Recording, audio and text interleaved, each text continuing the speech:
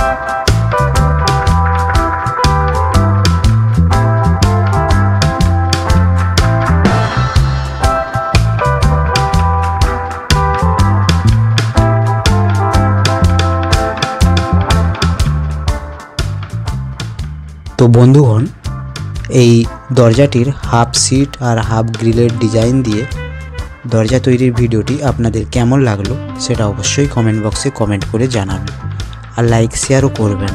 আর যারা নতুন দেখছেন তারা প্লিজ সাবস্ক্রাইব করে পাশে থাকা বেল আইকনটি প্রেস করে অল নোটিফিকেশনটি অন করে দেবেন।